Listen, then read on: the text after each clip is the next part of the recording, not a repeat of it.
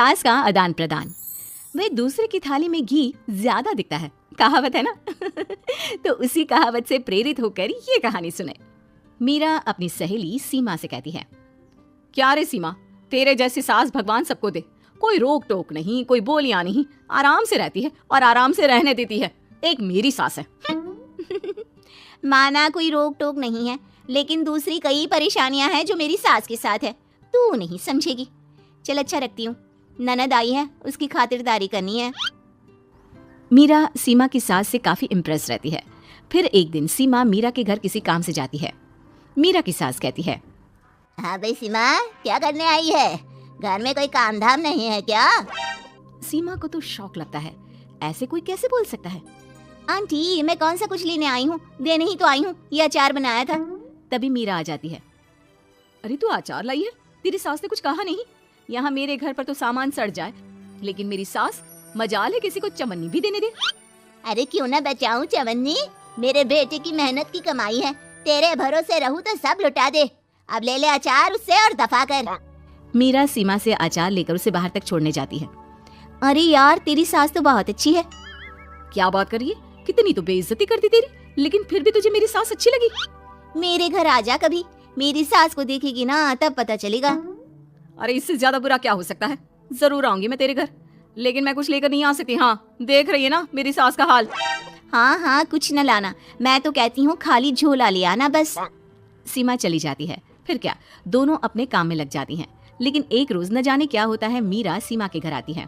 सीमा की सास कहती है, अरे सीमा, देख तो कौन आया है, तेरी सहेली मीरा। मीरा, आज कैसे यहाँ पर? आजा आजा। और ये हाथ में क्या है तेरे? क्या मतलब? कुछ नहीं आंटी जी, ये तो खाली थैला है। वो क्या है ना, मंडी जा रही थी तो सोचा मीरा से मिलती चलूं। अरे काहे को मंडी जाना, कल ही मेरा बेटा सब्जी लेकर आया है। अरे मीरा, जरा सीमा का ये थैला तो भर दे। मीरा घबरा जाती है। अरे नहीं नहीं माँ जी, बिल्कुल नहीं, मैं कुछ नहीं ले सकती, हम लोग ना अलग सब्जियां खाते हैं।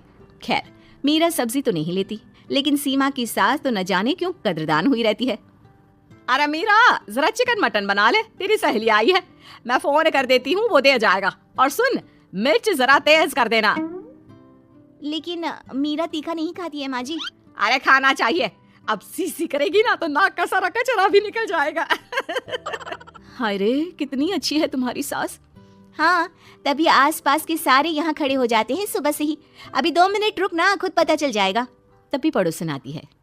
अरे बहन जी, चाय का वक्त हो गया, सोचा चली आऊं आपके घर। अरे क्यों नहीं क्यों नहीं, वो क्या है ना, बहू की सहेली आई है तो चिकन बन रहा है, वो भी लेती जाना। मैं जरा ज्यादा ऑर्डर कर देती हूँ। और हाँ बहू, पकोड़े भी तल ले चाय के साथ। जा जा मीरा बेटी, सीमा की मदद कर दे जरा। मीरा सीमा के पास किचन में जाती है, जहाँ सीमा सास को कोस रही होती है। घर में कितनी मुश्किल से सब्जी और राशन आता है, लेकिन ये नहीं समझेंगी। अरे पिछले महीने भी 2 बार राशन लाना पड़ा था, लेकिन ये है कि सच्ची यार, फिर भी तू लकी है, तेरी सास कम से कम मेरी सास की तरह तो नहीं है। मीरा कुछ देर रहकर वहां से चली जाती है।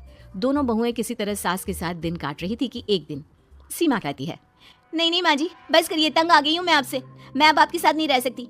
एक बार, बस एक बार आप मेरी सहेली मीरा की सास की तरह बनकर देखिए। अरे कितनी अच्छी इंसान है वो, कितना सोचती है घर के लिए। दूसरी तरफ मीरा, माँ जी कैसी हैं आप? कुछ तो सोचा करिए, समाज नाम की भी कोई चीज होती है। बस एक बार मेरी सहेली सीमा की सास की तरह बनकर देखिए। अरे कैसे जी जाती है जिंदगी, उन्हीं से पता चलेगा। दोनों की सास को आता है गुस्सा। अरे भाई, कोई छोटे बच्चे तो है नहीं जो किसी के साथ तुलना कर दे और वो कुछ ना कहे। मीरा की सास कहती है, मुझे तो सीमा के पास ही छोड़ा। सीमा की सास कहती है, तू ना मुझे मीरा के पास ही छोड़ दे। दोनों एक दूसरे से सलाह करती हैं और सासों का किया जाता है आदान प्रदान, यानी एक्सचेंज। अगली सुबह मीरा की बदली हुई सास, अरे मीरा, मेरी बेटी आ रही है। मीरा को तो आदत थी कि घर का कोई भी आए दमड़ी ना निकले, ना कुछ बनाना ना कोई लेन देन। अच्छा माँ जी ठीक है, कोई बात नहीं। अरे कैसा कोई बात नहीं, अरे लाओ 16 तरह के पकवान और ननद को देने के लिए सीधा निकालो। सीधा समझती हो ना, देना लेन देन। अरे माँ जी कैसी बात कर दी, इस घर में जो कोई कुछ भी ले आए, लेकिन मजाल है घर की चवन्नी भी कहीं चली जाए। अरे ये तो परंपरा ही नहीं है इस घर की। बाकी खाना हो तो रोटी दाल बना देती हूँ। रोटी दाल तो मेरी बेटी दुख में भी नहीं खाती, तो मायके में क्यों खाए।